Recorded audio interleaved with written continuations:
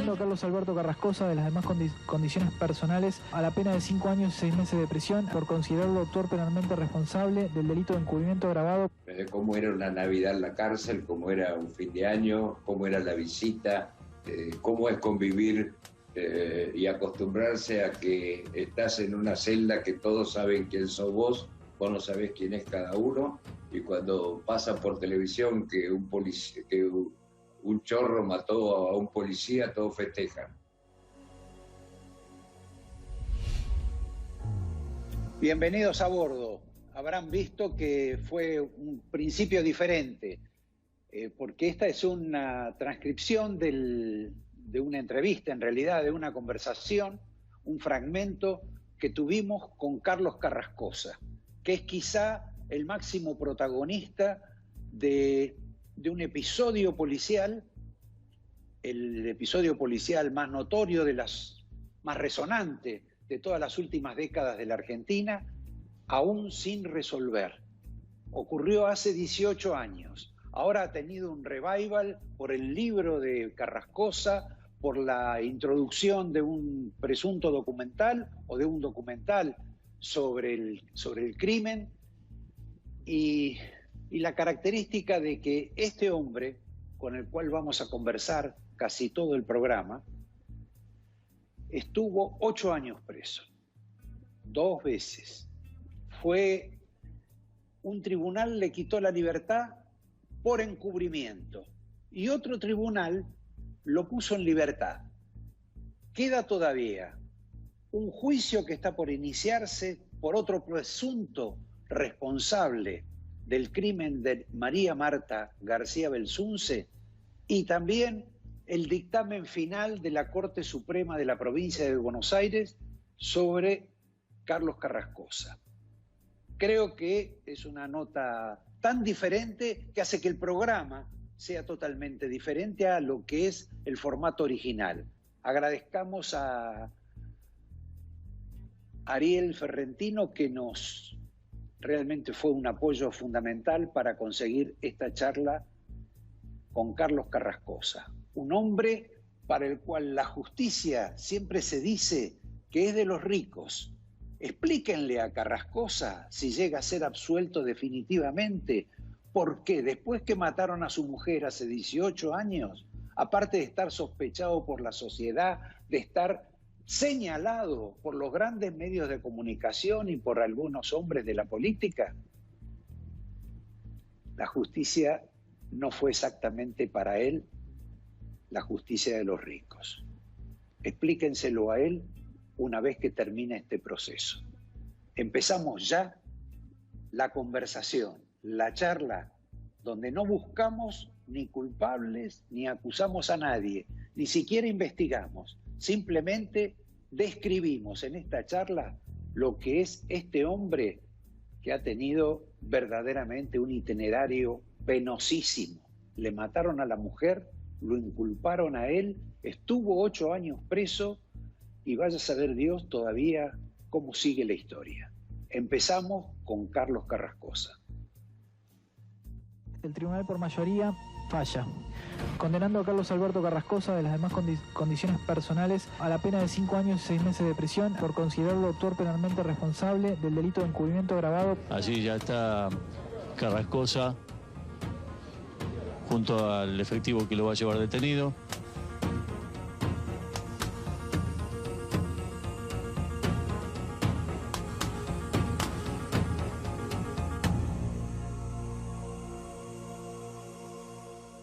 Otra vez, Carlos, has vuelto a la primera plana de los diarios, sea por un documental que está emitiendo Netflix con bastante éxito, y también por la aparición de tu libro sobre, en fin, esa historia penosa en la cual está involucrado el crimen de tu exmujer.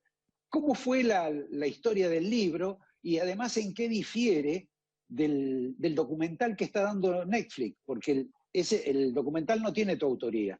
No, por supuesto. El libro es totalmente distinto. El libro es una autobiografía que empecé a escribir en la cárcel, medio como una terapia.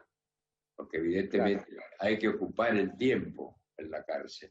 Tampoco lo pude empezar a escribir de entrada, porque yo estaba en una celda con 6 personas, éramos 6 en la celda, en una celda de 4 por 6, y estaban las 6 cuchetas, había 2 mesas donde se cocinaba, se amasaba, se jugaban las cartas, todo, y además habiendo 6 personas no podés concentrarte.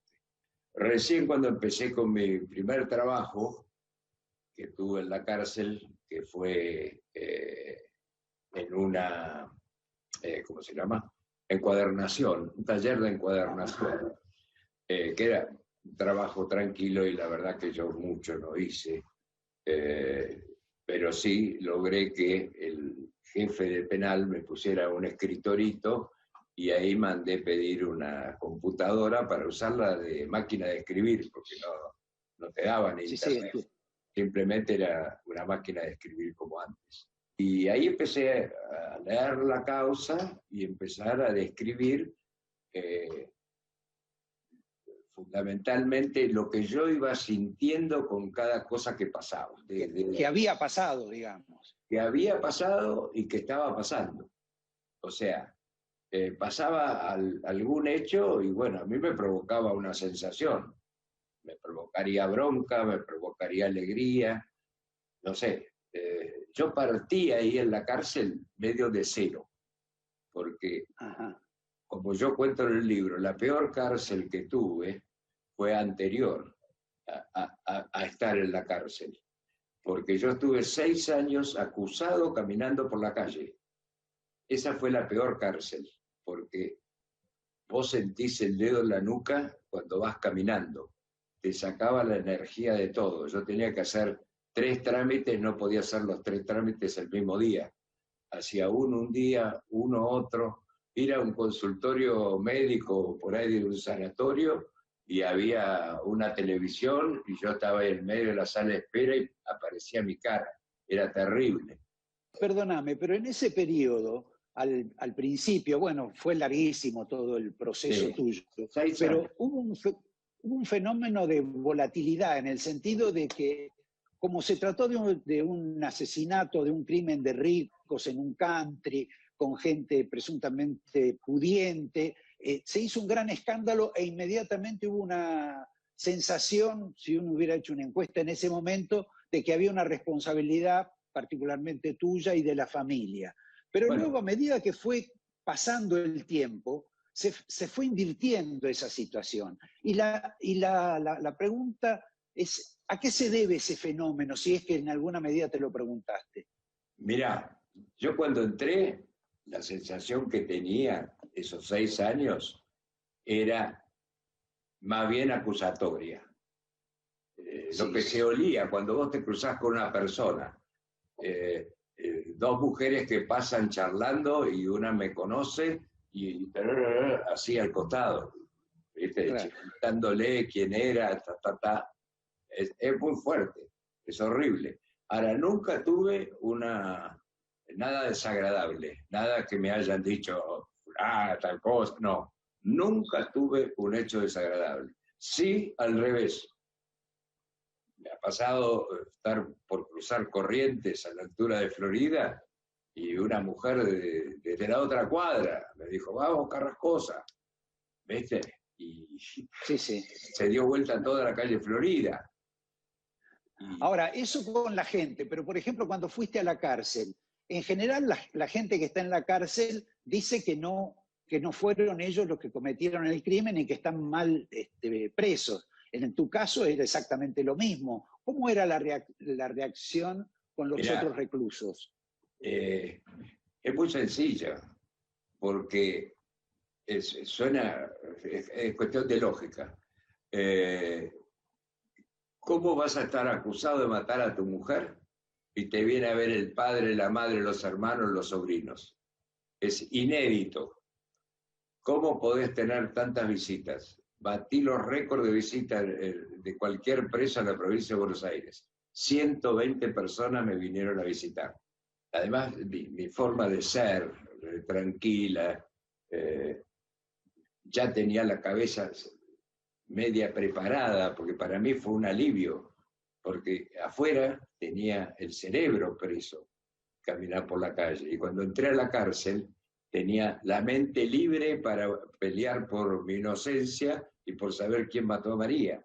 En cambio, afuera tenía andar libremente yo físicamente, pero la cárcel la tenía acá, por el acoso que era tanto los medios como te digo, la gente vos la suponés, porque te cruzás con alguien, ¿viste? Y estás... Intuís. Claro, estás con el dedo en la nuca. No quiero abandonar lo del libro, pero hay una pregunta que por lo menos yo me hago. Vos tenés el misterio, supongo, de quién mató a tu mujer. Tal cual. Pero debes tener otros misterios que no has contado, no has revelado, sobre la situación esa que ocurrió, sobre ese desenlace, sobre el crimen. ¿Cuáles son los otros misterios que tenés, las dudas que tenés con relación a lo que ocurrió? Si es que las tenés. Porque yo, por ejemplo, la tengo. ¿Cuál tenés? Yo tengo que no puedo entender por qué le pegaron 5 tiros. Una de las teorías que se barajaron es que era una mujer. Eso es lo que dicen los peritos. Que las mujeres, así como la mujer despechada es mucho peor que el hombre, la mujer es más sanguinaria. Entonces, un poco la teoría que se esbozó era una mujer, la que apretó el gatillo fue una mujer. Los ADN encontraron en la escena del crimen 2 hombres y una mujer. Sí. Y uno de los ADN está mezclado con la sangre de María Marta. Ahora, la acusación que hace la fiscalía ahora, que va a llevar a juicio, no hay ninguna mujer. Sí. Está Pachelo y los 2 vigiladores. Pero bueno, por eso te digo, lo que esbozaron primero como una teoría de los peritos. Dicen que el hombre no es tan sanguinario, que la mujer es más sanguinaria. El fenómeno ese de la hazaña es bastante raro, ¿no? En un crimen de esas características, porque implica odio. Tal cual. Tal cual. Bueno. Pero no me contaste de tus misterios propios. Me resolviste uno que yo planteaba, pero ¿vos tenés otros? Bueno, supuestamente, ¿por qué la odiaban? Ese es el único misterio que yo tengo. Casualmente, ¿por qué? Porque en esa descarga hay odio. ¿Y por qué la odiaban? María Marta era una persona que a mí me escondía mucho las cosas porque me cuidaba. Así como yo la cuidaba a ella me cuidaba a mí. Entonces, ella estaba trabajando en Missing Children, que es buscando chicos perdidos, trataba con fiscales, con exconvictos, con presos, con policías de frontera. Bueno, estaba tratando en un ambiente difícil, que fue otra de las líneas de investigación que se hizo, pero que no se llegó a nada. Y también pensamos en eso, pero por otro lado, dentro del club, por eso es que está acusado este vecino, Pachelo. Sí, había una intención que María Marta es como se enteró que nos había secuestrado el perro. Ajá.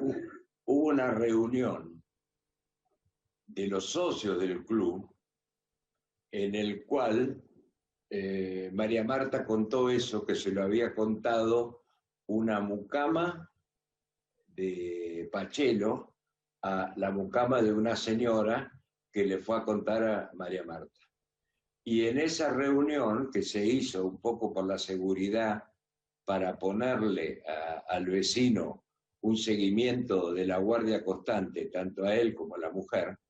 Cuando él salía de su casa, había un guardia que seguía a la mujer, que era, lo llamaban Romeo y Julieta. Decía, Romeo va camino a tal lado, Julieta tal cosa, y lo seguían hasta la puerta. Y María Marta fue un poco la precursora de eso, ¿no? Es más, hubo una señora que declaró en mi juicio que se quería organizar una vaca entre los socios para comprarle la casa si se fuera. Ahora, en ese caso, perdóname, más el móvil no habría sido el robo, sí, sino bueno, ya directamente un intento de un crimen.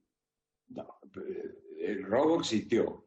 El tercero o el cuarto robo, en el cual fue acusado, condenado y preso por robos en Carmel. Sí, sí. ¿No?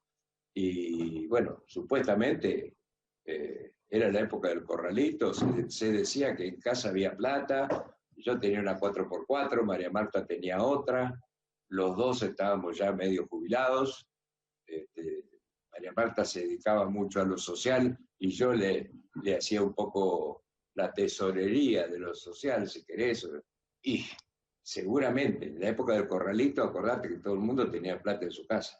En el documental aparece como sospechoso el caso de tu vecino. ¿En tu libro vos planteás tanto la sospecha con tu vecino o con...? No. En mi libro, por Es eso curioso. te digo, no tiene nada que ver. Mi libro es cómo yo viví cada cosa.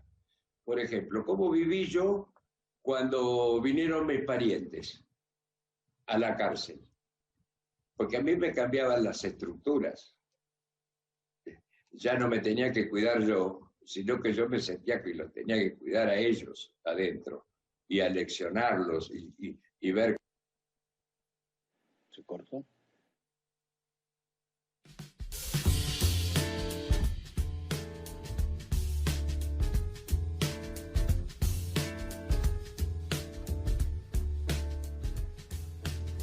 Bien, ustedes ya supongo que han tomado conciencia del proceso individual de este hombre, en el cual por momentos nos reveló que se sentía casi mejor en la cárcel que en libertad, debido a la presión que había tenido.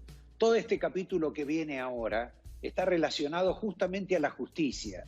En alguna medida la justicia argentina, que nunca encuentra culpables, que de pronto produce víctimas, es de una lentitud absolutamente extraordinaria y hasta sospechosa. Ahí también vamos a ver el conflicto de Carrascosa con el fiscal de la causa, Molino Pico, y otros magistrados. Y también el famoso caso de la gotita. Empecemos ya.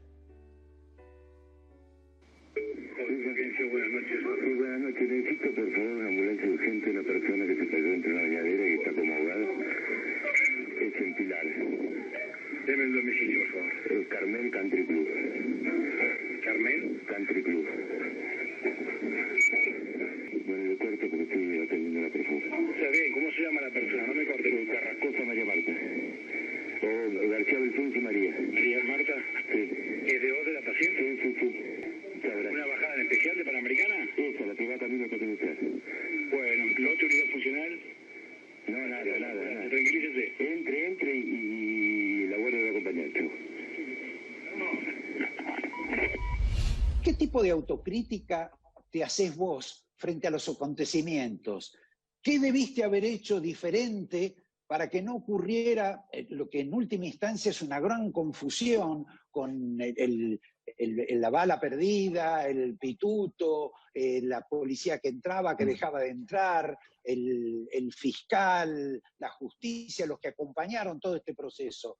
¿Vos tenés algún tipo de autocrítica sobre tu propia personalidad? Porque, digamos, esa cosa tan impertérrita, pasiva, esa tranquilidad casi exagerada que exhibís, era bastante notable ante la situación de perder a tu mujer.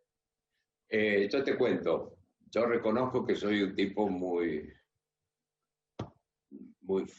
que demuestro poco, la verdad. mi demostración va por dentro. Yo estuve internado 6 veces. Sí. Y bueno, cada uno, ¿viste? Somatiza como puede. ¿Viste? Agradezco que no me dio un bobazo, que me podía haber dado. Otra gente se enferma, vos sabés que el cuerpo somatiza. Sí, sí, claro. La primera vez que me dio un ataque en la cárcel, me llevaron al hospital de Zárate, tenía 21/11 de presión. Y estaba como desmayado. Y bueno, ahí empezó. Después me tuvieron que operar, se me tapó la carótida, me tuvieron que destapar la carótida. Tuve varios procesos.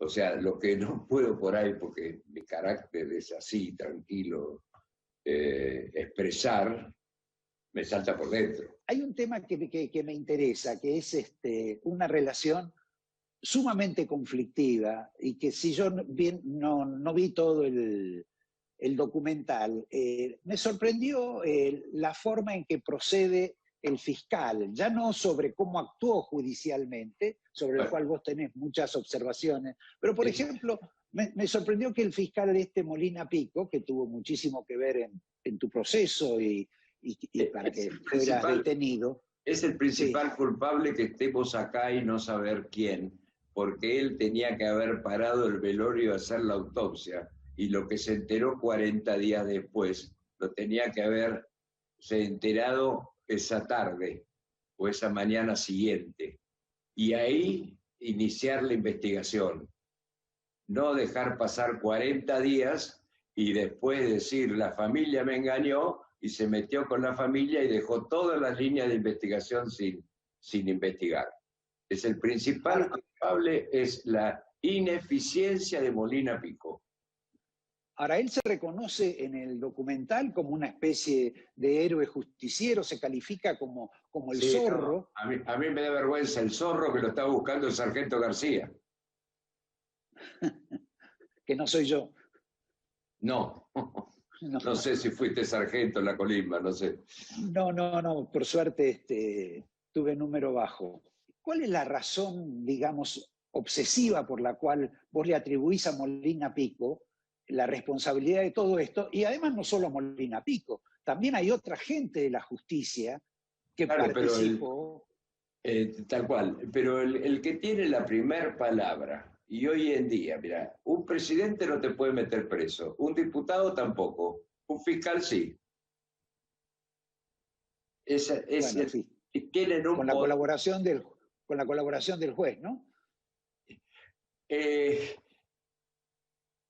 Terminaron, te cuento para que vean la relación que tenían el juez. Cuando, que todo esto lo cuento en el libro, cuando a mí me mandan por primera vez preso en abril del 2003, yo tuve un juez Borrotaveña.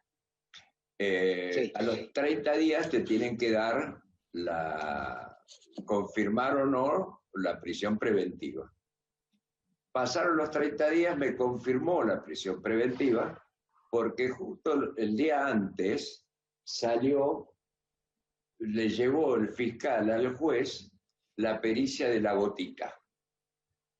Entonces el fiscal me firmó la prisión preventiva. Y eso fue un viernes. Pasó sábado, domingo, lunes, martes, miércoles, y no me llamaba para notificarme. Yo estaba preso en la DDI de San Isidro. Me notifica el miércoles y me dice, Carrascosa, me equivoqué con usted. ¿Qué pasó? Llegué a mi casa el viernes, me puse a tocar el piano.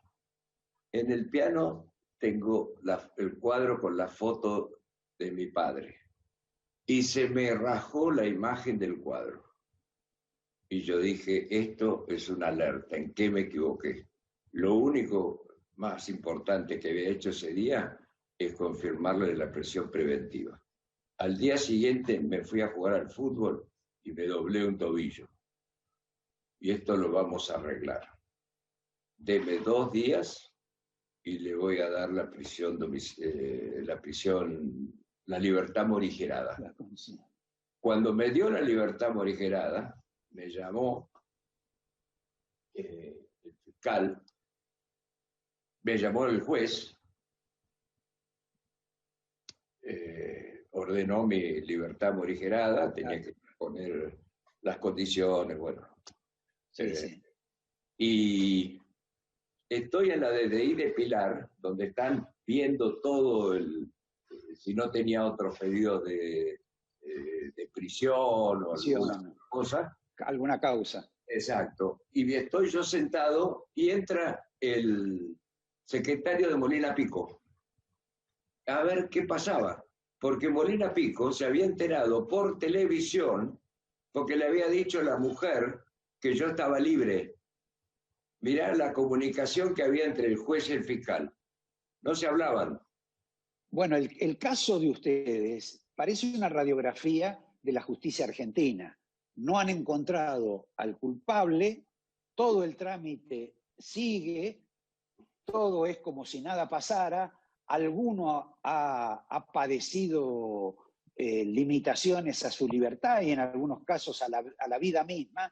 Es una demostración de lo que suele ocurrir con la justicia argentina. Pero independientemente de esa cuestión, por ejemplo, con Molina Pico, ¿nunca hablaste fuera de lo que es la cuestión judicial, el trámite? Porque si hay un juez que de pronto reacciona porque se lastima un tobillo jugando al fútbol o porque se le raja un cuadro y cree que está procediendo mal, verdaderamente también es una cuestión rara. Molina Pico es rara, pero el juez también. Yo lo vi 4 veces. Te digo más, el día que él vino al velorio, conmigo no habló. Me enteré que había venido cuando me contaron después del entierro. Lo vi en una testimonial, una indagatoria, y lo vi cuando me vino a detener a casa, que yo estaba en San Isidro, me avisaron que había ido a casa, agarré la camioneta y me fui a presentar. Y después, posteriormente, antes del juicio, lo vi en lo que es la presentación de pruebas, donde está la fiscalía, la defensa y el tribunal que va a hacer el juicio. Cuando terminó la presentación de pruebas, pretendió darme la mano y lo dejé con la mano colgando delante de los jueces. Y después no lo vi nunca más. El fiscal todavía insiste en que vos sos el responsable, el culpable de la muerte de tu mujer, que fuiste vos el autor. Esto es lo que entiendo. Él dijo, sí. Investigué, acusé y condené, pero lo está diciendo y yo estoy libre. ¿No te condenó? No. Bueno, pero te hizo pasar unos cuantos años en cárcel. Sí, pero es una pavada lo que dice. Como todo lo que hizo él era un fiscalito y sigue siendo. Yo les pido, mira, no choquen en la Panamericana entre la 197 y el peaje de Pilar. Cualquier problema que tengan ahí les toca a él. Quienes hicieron, por ejemplo, el documental, me parece que han visto el panorama con otro tipo de distancia y quizá por razones económicas, publicitarias o lo que fuera, dejan un gran manto de sospecha sobre todo. Frente a todo eso, ¿a vos qué te pareció el documental? A mí no me gustó. Tiene 2 cosas buenas, el documental. La presentación que hacen de María Marta, que sí. Creo que la presentaron en sociedad muy bien, que mostraron a Molina Pico que es un bobo, y que pasaron la parte donde Pachelo declara que se lo ve un cínico total, y también pasaron todos los antecedentes.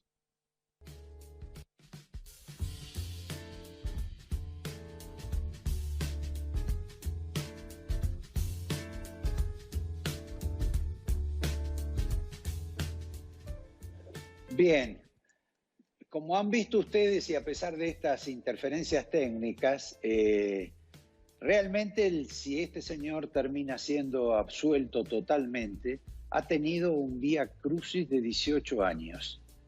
realmente increíble e inclusive cómo se le ha cambiado la cabeza. Nos queda ahora una parte final, en la cual habla de la familia, de su familia, que es pequeña, y de la familia de María Marta García Belsunce. Habla de los periodistas que le acercaron y habla fundamentalmente de todas aquellas teorías que se esbozaron sobre particularidades o agravios, sobre que María Marta era lesbiana y que por lo tanto era una complicación sexual, sobre la posibilidad de un dinero que él tenía depositado dentro de la casa. Verdaderamente un capítulo en alguna medida desgarrador sobre la vida de este hombre, siempre y cuando no haya sido el culpable. Y también opiniones adicionales sobre el documental de Netflix.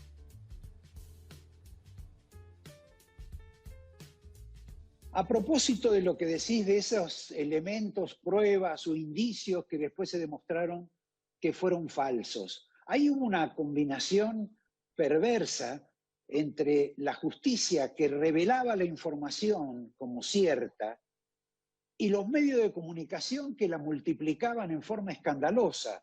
Totalmente. En ese aspecto, ¿vos qué sentís de todo ese proceso que ha sido como una víctima de una justicia absolutamente ineficiente y de un mundo de comunicación, no particular, porque en general todos los medios hicieron lo mismo, en lo cual se anotaron nada más que en el escándalo?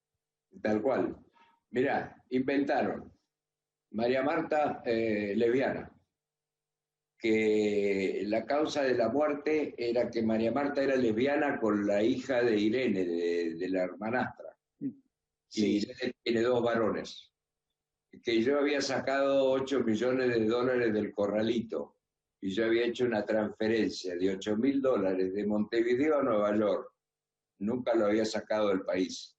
Toda esta penuria que te tocó vivir, en alguna medida también te debe provocar la voluntad por saber quién fue el autor del crimen de tu mujer, porque en última instancia tu mujer era tu única familia. Sí, lo que pasa es que mis hermanos murieron, mis padres murieron, no tuvimos hijos y mi mujer murió. O sea que mi familia de sangre es una prima de 90 años que vive en Tucumán, y los sobrinos por parte de mi hermana, que son 6, que viven en Corrientes, y los hijos de mi hermano, que son 3, que viven en Castelar. Esa es la familia que me queda, pero así directo, no tengo ninguno. En alguna medida, no sé si debería incluirte en el mundo de los ricos y famosos, y además ahora que deben haber perdido mucha plata en todo esto, pero lo cierto es, ¿no se te ocurrió o lo hiciste y uno no lo sabe, encomendar, digamos, una investigación privada sobre quién pudo haber sido el autor realmente?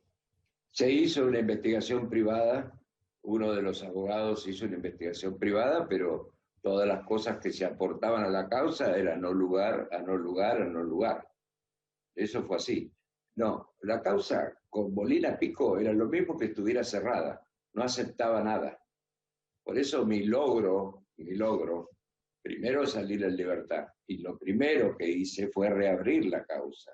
Estos fiscales empezaron a trabajar sobre eso cuando yo salí en libertad y había que empezar a mover el tema. Yo salí en diciembre del 2016. Ahí recién se empezó a trabajar en el tema y a reabrir la causa. Ahora, estuvo parado. Sí. Estaba yo ahí como coautor, ni siquiera la investigación era buscando el resto de los autores. Yo era de coautor, nunca fui de autor. ¿Alguien te pidió disculpas por todo este proceso? Algunos periodistas sí. No todos. Vos con María Marta integraban otra familia, digamos, otra familia grande, que es la de los García Belsunce, etcétera, que en apariencia estaban muy unidos.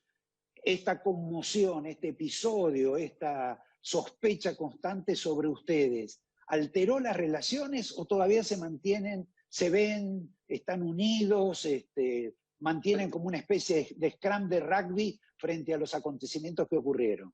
Yo hasta hace 3 meses estaba viviendo con el padrastro de María Marta, con el segundo marido de la madre. Y ahí venía Irene, John, con Horacio hablo todos los días. No, yo nunca perdí la relación con ellos, al contrario. Ahora, casualmente, hace 2 días, a raíz de todo esto que se mueve, hicimos un grupo de WhatsApp y estamos constantemente comunicados. No, yo tengo una relación buenísima. A mí una vez un abogado me preguntó si yo había pensado en suicidarme. Yo le dije, yo no puedo ni suicidarme, le dije. Porque si yo me suicido, van a pensar que yo me suicidé porque era el culpable. No puedo ni suicidarme. Y para vos, en tu cabeza, y sin que esto produzca nada, ¿quién fue el que la mató?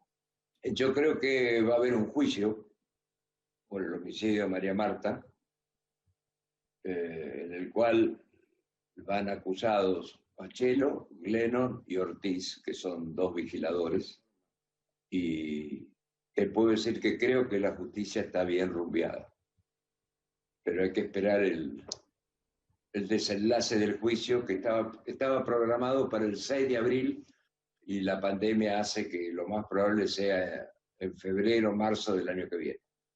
El acusado Pachelo está preso por 11 robos en countries. O sea, no 1, 11. Y la vez que fue preso también, fue preso por robar a la señora, bueno, no quiero dar el nombre igual, a mano armada, que era la madre de un amigo, que él pensó que no estaba en la casa, entró, y la señora lo denunció porque por más que estaba encapuchado, le conoció la voz y hizo la denuncia y fue preso 3 años.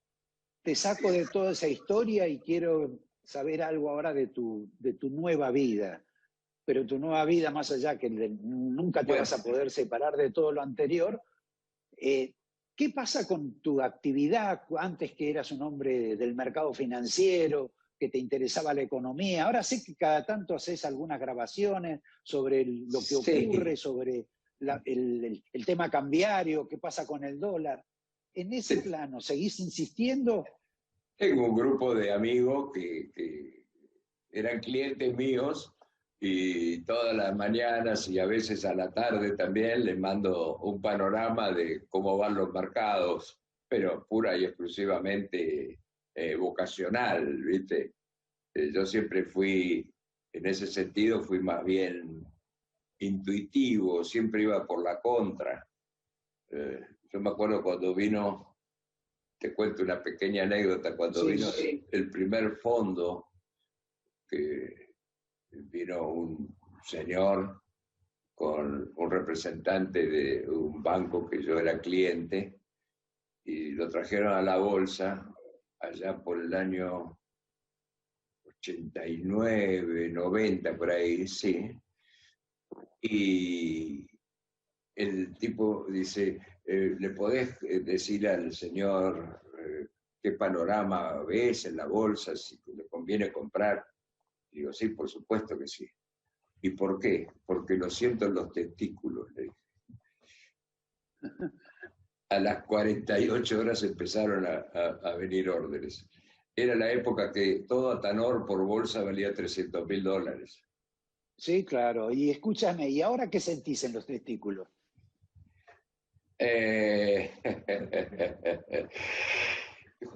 Juego mucho al bridge.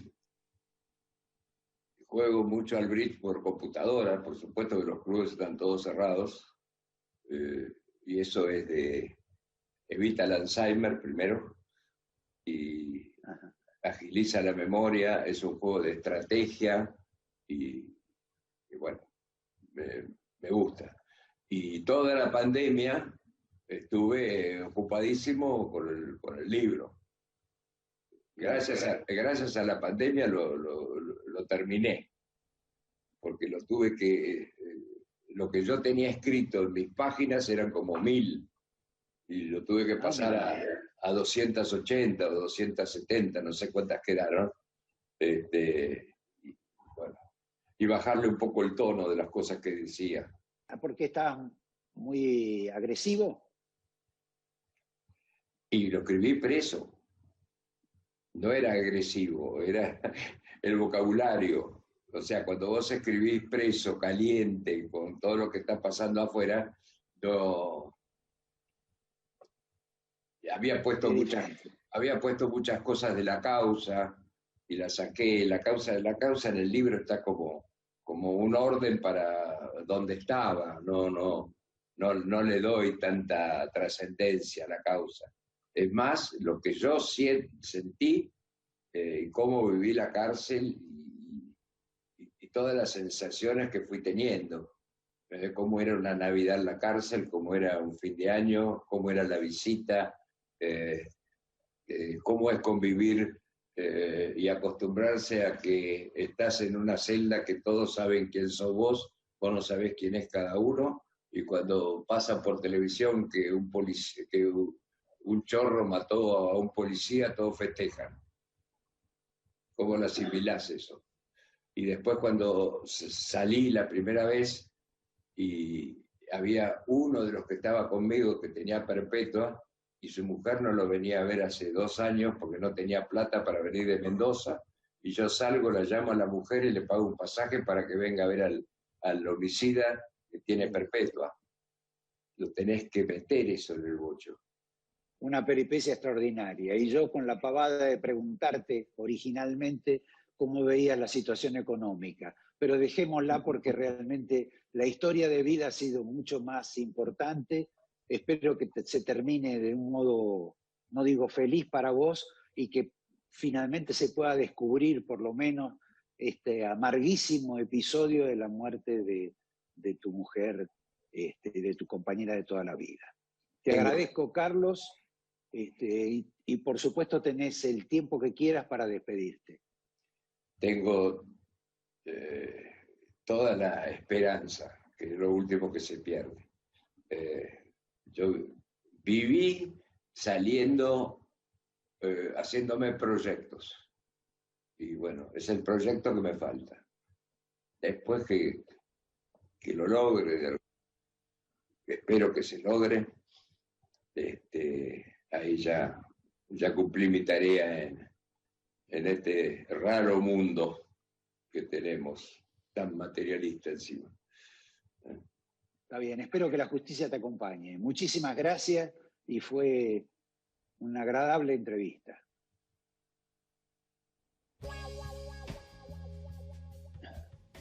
Más que agradable, creo que la entrevista ha sido en alguna medida conmovedora sobre la situación tan particular, tan singular que ha vivido o que vive este hombre, que no tiene ya la resonancia que tuvo el crimen durante mucho tiempo, hace 18 años, pero en el cual su vida está dedicada a ese crimen y que quizá haya purgado años por una cuestión que no correspondía. Pero también es una radiografía de la Argentina.